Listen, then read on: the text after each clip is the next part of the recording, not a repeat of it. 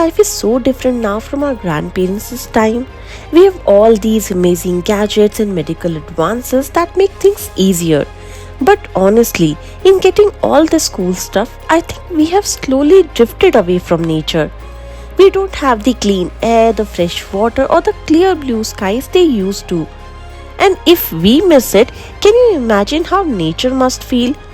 It's like stretching a rubber band too far. Eventually, it has to snap. I think that's what's happening. Through climate change, floods, and droughts, nature is basically yelling, hey, there's still time to fix this. So, can we actually fix it? Can we bring nature back? Totally. Yes, we can. We basically have two ways to deal with climate change.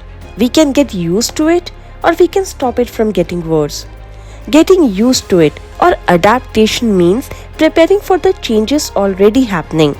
But stopping it or mitigation means going after the real root of the problem. And that's the one we really need to focus on. Now don't get me wrong, learning to handle new weather is important. But it's not enough. Things are changing way too fast for us to just get used to it. Scientists say we have to cut the world's carbon pollution in half by 2030 and get it to zero by 2050. How do we do that? We have to stop relying on dirty fuels like coal and oil. Instead, we need to invest in clean, cheap and reliable energy from the sun, wind, water and even natural heat from the earth. The best part? Mother Nature provides these for free. Let's break it down. What are fossil fuels and why are they so bad? Basically, they are ancient dead plants and animals that have been squished under rocks for millions of years to become coal, oil and gas. We burn them for electricity and to run our cars. The problem is, burning them releases a ton of CO2 and other gases that pollute the air and heat up the planet. Plus, they are non-renewable. Once we use them up, they are gone for good. There's no making more. So what can we actually do about it? I'm not telling you to go protest on the streets or move to a village or a farm. The solution starts right in your home. It's in your everyday habits. How you use power, how you get around, what you eat and what you throw away. Small simple changes in your daily life can massively shrink your carbon footprint. Carbon footprint means the amount of carbon pollution you are responsible for.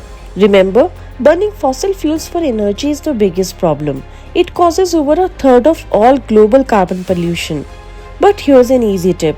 Just play with your thermostat. In the summer, set your AC a few degrees warmer. In the winter, set your heat a few degrees cooler. You will use less energy, which means less carbon pollution. And you will save money on your bill. Easy, right? If you can, switching to renewable energy for your home could cut your CO2 emissions by a whopping 2.5 tons a year. Got a roof? Think about solar panels. They help the planet and save you money in the long run. And here are more super simple ideas. Switch to LED light bulbs. Use energy efficient appliances. Wash your clothes in cold water. Ditch the dryer and air dry your clothes instead. Turn off lights and fans when you leave the room.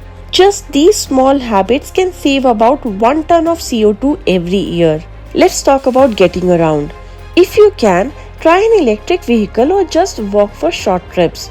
Your body and the planet will thank you. Taking the bus or train instead of driving can save over 2 tons of CO2 a year. Even carpooling helps. Here's a crazy thing. Everything you buy, your phone, your clothes, that plastic container has a hidden carbon cost from when it was made and shipped. The easiest way to help is buy less stuff, buy second hand, try to fix things instead of replacing them. Now let's talk about food. What you eat affects your health and the planet's health. Try eating more plant-based foods, fruits, nuts, veggies and lentils. Try to cut back a little on meat and dairy. The more you can eat local and seasonal food, the better it is for the planet. And if you can, plant a little garden. Grow some herbs and veggies. It helps nature and is really satisfying. Look, it boils down to this. Saving the planet isn't just a job for politicians or big companies. It's on all of us. We all work hard to keep our homes clean and our families healthy. Let's just extend that same care to our bigger home, that is Earth. You know how you notice your electricity bill is high after you have guests or your budget for the holidays? Let's start being that aware of our environmental impact. Little habits like a long hot shower or leaving the tap running add up to a lot of hidden damage. That's why I have got something cool for you. I have put a link in the description below to a carbon footprint calculator. Click it to see how much carbon you and your family actually produce. It will show you exactly where you can make easy changes to help. So go on, click the link. See your impact. Let's start this journey together. If this video helped you see how bad fossil fuels are and how you can make a real difference, do me a favor. Like this video if you learned something new. Share it with your friends and family. They need to see this too. Subscribe and hit the bell. Our channel is all about climate, living sustainably and protecting our planet. If you care about your future and this amazing planet we call home, stick with us and don't miss our next video. Till then, think wisely, act sustainably.